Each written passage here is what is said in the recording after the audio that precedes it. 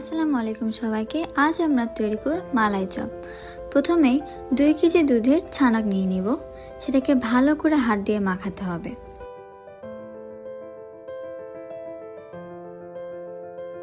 এখন এর ভিতরে আমরা 1 চা চামচ পরিমাণ বেকিং পাউডার নিয়ে নিব এবং ভালোভাবে এটাকে মাখিয়ে ফেলব।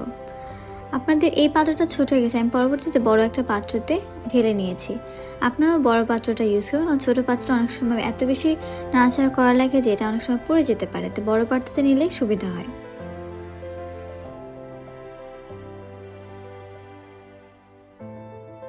এখন এই মিশ্রণের মধ্যে আমরা 2 চা চামচ পরিমাণ কর্নফ্লাওয়ার দিয়ে নিব, কারণ যেহেতু আমাদের এটা মিষ্টি বানাতে হবে সেখানে কর্নফ্লাওয়ার দিলে জিনিসটা এঁটে থাকবে এবং ডোটা তৈরি হতে সুবিধা হবে।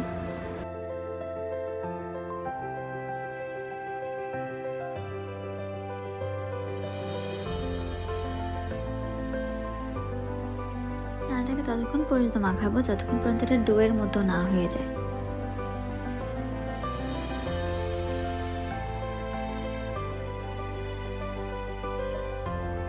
দেখতেই পাচ্ছেন ছানাটা ডোয়ের মতো হয়ে গিয়েছে। এখন আমরা ছোট ছোট পরিমাণ নিয়ে এটাকে গোল গোল করে সাজাবো। এই গোল গোল এগুলাই মিষ্টি হবে।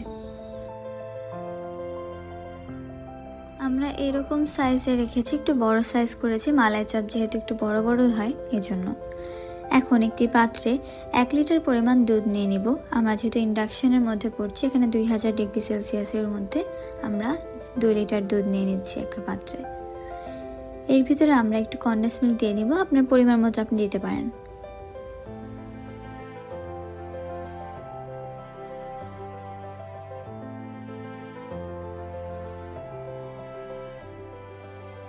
এখানে 3টি এলাচ দিয়ে দিব।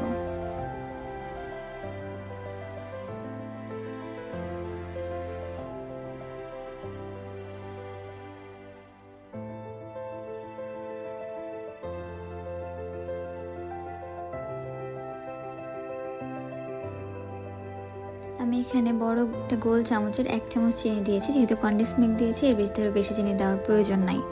আপনারা আপনাদের পরিমাণ মতো চিনি দিয়ে নেবেন।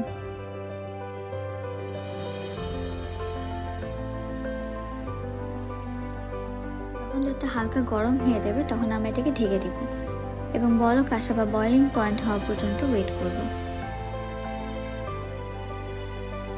দেখতে পাচ্ছেন দুধটা এখন ফুটে গিয়েছে। এখন আমরা এই দুধের ভিতরে একটা একটা করে যে মিষ্টি গোল করে রেখেছিলাম ছানার, সেগুলো দিয়ে দিব।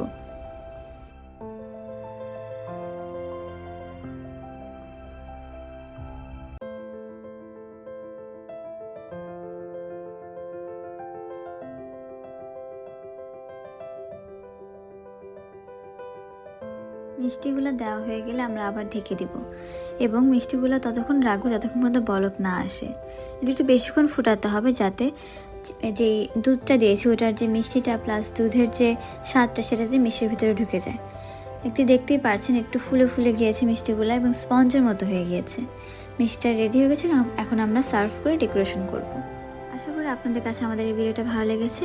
ভালো লাগলে অবশ্যই লাইক, শেয়ার এবং সাবস্ক্রাইব করে পাশে থাকবেন।